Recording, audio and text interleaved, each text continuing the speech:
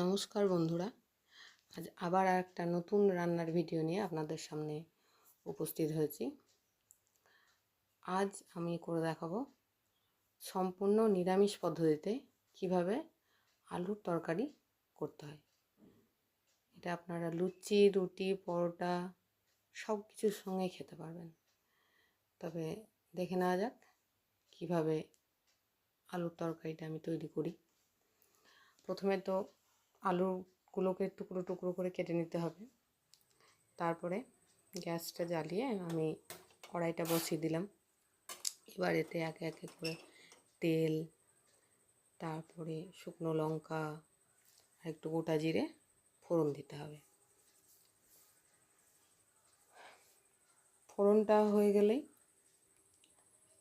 ওর মধ্যে আমি টুকরো করা আলুগুলোকে দিয়ে দেব। দিয়ে কিছুক্ষণ নাড়াচাড়া করে ওটাকে ঢেকে রেখে দেবো। তারপরে আবার কিছুক্ষণ বাদে ওটাকে হালকা নাড়াচাড়া করে কিছুক্ষণ নাড়তে চাড়তে হবে, বেশ কিছুক্ষণ ধরে।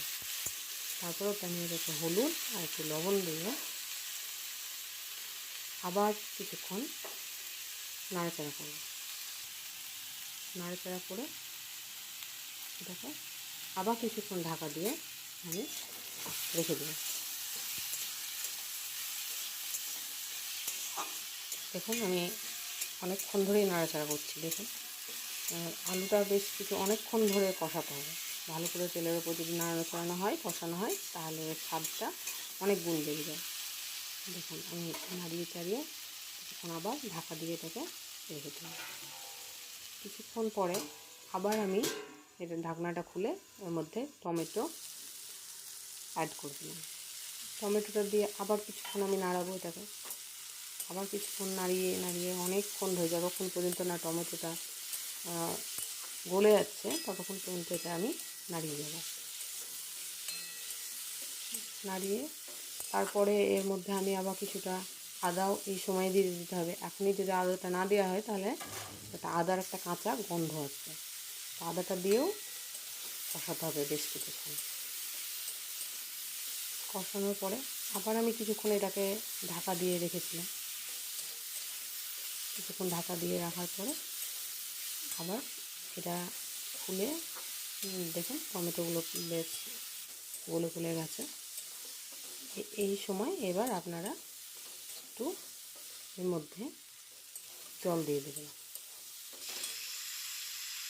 জল দিয়ে মোটামুটি 10 মিনিট মতন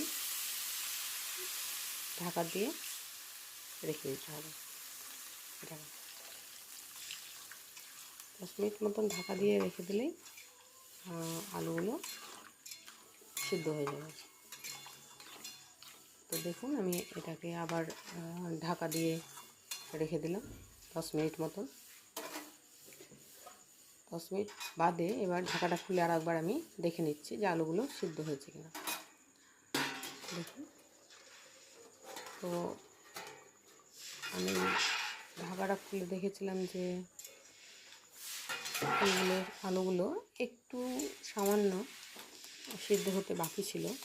তাই আমি এটাতে আবারও ঢাকাটা দিয়ে আবার কিছুক্ষণ রেখে দিয়েছিলাম।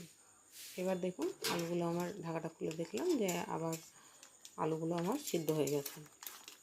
এবার এর মধ্যে এই আলুগুলোকে এবার একটু ভেঙে ভেঙে দিতে হবে, তাহলে বেশ আলুর যে ঝোলটা একটু বেশ গাঢ় হবে, তাতে খেতেও বেশ সুস্বাদু হবে। এবার এর মধ্যে আমি একটা ভাজা মশলা অ্যাড করে দিলাম আর একটু সামান্য আপনাদের স্বাদ মতন একটু চিনি আমি দিলাম, আপনারা না দিতেও পারেন। তাতে চিনিটা দিলে বেশ খেতে মিষ্টি মিষ্টি হয়, খেতে খুব পরোটা লুচির সঙ্গে খেতে খুব ভালো লাগে। আমি এর মধ্যে এবার কিছুটা চিনি অ্যাড করে দিয়ে সেটাকে ভালো করে নাড়িয়ে চাড়িয়ে নিলাম। এইভাবে করে দেখবেন আপনারা, খুব খেতে টেস্টি হয়, খুব টেস্টি হয় আলুর তরকারিটা, প্রচণ্ড টেস্টি হয়। এবার আমি এটাকে নামিয়ে নেব। এই যে দেখুন পরোটার সঙ্গে লুচির সঙ্গে খুব সুন্দর লাগে খেতে।